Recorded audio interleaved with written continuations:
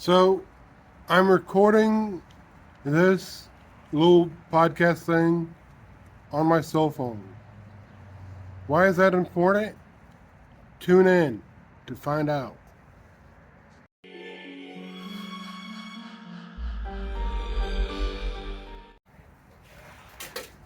Cell phones are pretty cool nowadays. I mean, the basic idea is you can use this mobile device to call people. Wherever you're at, you can reach out to wherever they're at. But oh, they do so much more now. Like I said earlier, I am recording this podcast on my cell phone. I could probably use my cell phone as a flashlight or an alarm clock. Just take pictures, with it. Play video games even on my phone. There is a lot you can do, on your cell phones. And there are some things that you might not be able to do immediately. But you know what? There's an app for that. Where you can just download this app and boom, you'll be able to do, something else with your phone or on your phone. Isn't that amazing that we get so much use out of this one simple object that was meant for us to call people? So, a few years back, actually a while back, I had the nickname Preacher. Back in my baby bat days. And then, I grew older and started reading the Bible more. And apparently, somehow, a rumor got started that I was a youth pastor. Now, at the time, I was teaching Sunday school class for the youth group. But I was never a pastor. Closest thing was, like I said, that nickname I had, Preacher. And I feel like I've done a lot in my day. And like I said, I was, a Sunday school teacher. I've led a couple of classes, done prayer vigils, been on mission trips, talked to people about Christ. I've done a lot. But I would not consider myself a pastor. A teacher, maybe to some extent, but not a pastor. So, I was thinking this past week on the different gifts God has given us.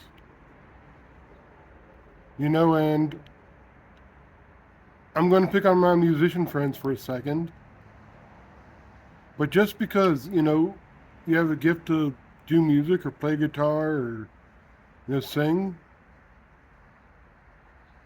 doesn't necessarily mean you automatically have to join the praise band. Or the praise team. You could join a real band and spread the gospel that way.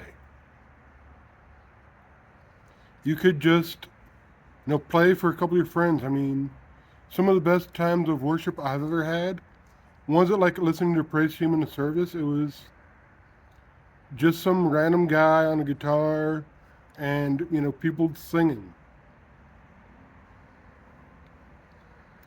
There, if you're a teacher or you feel called to teach, that doesn't mean you have to lead a Sunday school class or a Bible study.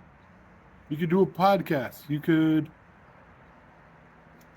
do other things, or it could come out in other ways. Lead a devotional on mission trips. One of the things my phone is not good at all is being a cookie cutter. My phone cannot be used as a cookie cutter. Now, I could probably order a cookie cutter on my phone, but I can't use it as a cookie cutter. And I think, well, you know, we may use our gifts in different ways than, what is traditional. We have to realize that there are some things we can't do. Like I was picking on my musician friends earlier, and I am probably never going to be a musician. I just don't have that skill or don't have that talent. Now, a lyricist, maybe, but actually playing, guitar or singing, probably not. And that's just an example of how somebody like me who doesn't have, that gift, but I could still be involved in that. And if you feel that God's calling you to do something, He will probably download the skill that you need, and to do so that you can do it. But just because somebody says, hey, I think you have a gift of teaching, or hey, I think you have a gift of exhortation, or hey, I think you have this gift, or that gift. Don't think you have to be in this cookie cutter mold of how you use that gift, or what that gift looks like. Find a way that you can use that gift that works for you, that allows you to not only use a gift, but maybe pursue some of your passions. And yeah, your passions will change from time to time. I'm not as passionate about wrestling as I was when I was in my 20s. I'm not as passionate about going on mission trips as I was. Now, I will still support mission trips. Like, I'll be the first person to give somebody money and be like, hey, get out of my country. And I'm praying for you. Sorry, that line's kind of a joke between me and a couple of my friends. That they have gone on mission trips. It's usually been out of the country. So I will support them in that.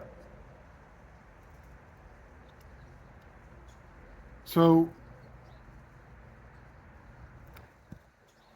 where do I think my gifts lie is a question I've been kind of thinking about some the latter half of this week. And like I was just saying, I think at least some of my passions, lie in being the guy behind the scenes, if you will, being a supporter. And because if you look at what I really enjoy doing, I enjoy praying for people. I enjoy encouraging people. I enjoy giving to missions or different ministries. And yeah, I do enjoy reading and learning. And I know I could get better about using those in different ways. But I think I'm doing an all right job right now.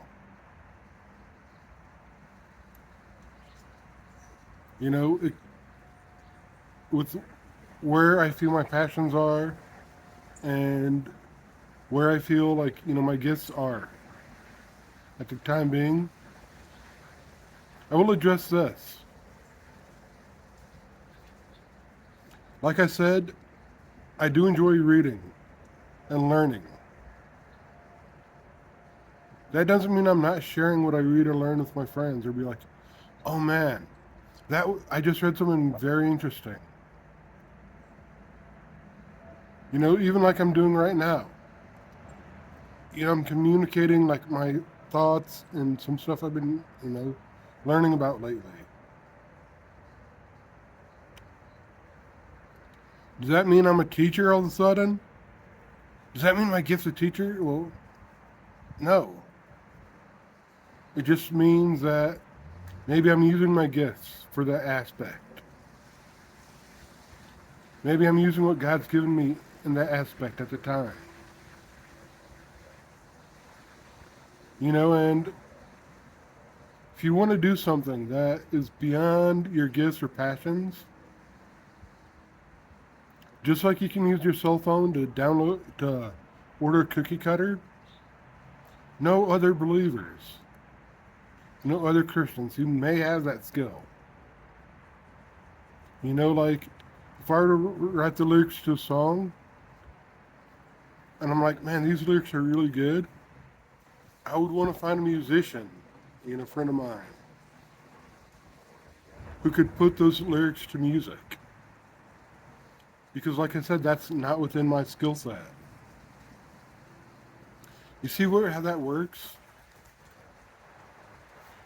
I hope this analogy has made sense, to you guys, and I just don't want anybody to feel like, oh, I have X this gift, that means I must do Y. No, don't ever feel like that.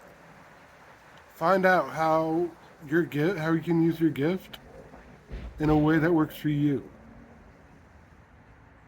Because if I would have listened to my friends all those years ago and actually become a pastor, it would not have worked for me because of what I see pastors, some of what I see pastors do. Like, hospital visits or, I could not do that. I do not like hospitals, period. There's some things about being a pastor that would just not gel with me. At least being a traditional pastor that, would not be something I'd be okay doing. Or would not be in my wheelhouse. And that doesn't mean I don't preach a word from time to time, though. I just wanted to throw this out there. And like I said, it's something I was thinking about, brought up in, I guess, 2 different conversations this past week that I've had, and this got me thinking. So my takeaway this week is, do you know what your gifts are? Do you know what your passions are? And how are you using them? That's all I got for y'all. Peace.